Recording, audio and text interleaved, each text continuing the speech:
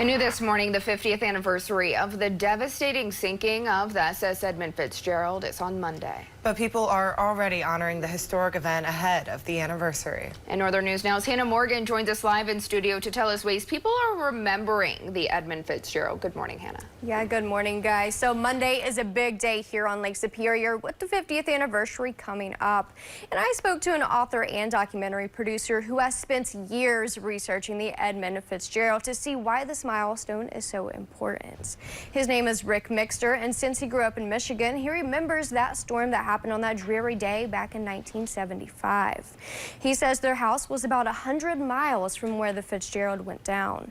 Mixter adds that the Fitz was a testament to the Michigan shipbuilders and that many see this as a celebration of a legend, as well as a way to remember the 29 souls that were lost aboard the ship and those who helped to rescue. Heroism of the lakes, the people that searched for the Fitzgerald, the people that ultimately found it with P-3 Orion sub-hunters, and the people on board the Woodrush that bravely went out into that storm to hopefully find some people. Mixter will be here in the Twin Ports this weekend to share more about his research. That has been my quest for 30 years. Find survivors of storms, find the heroes of these storms, and make sure that that legacy isn't lost.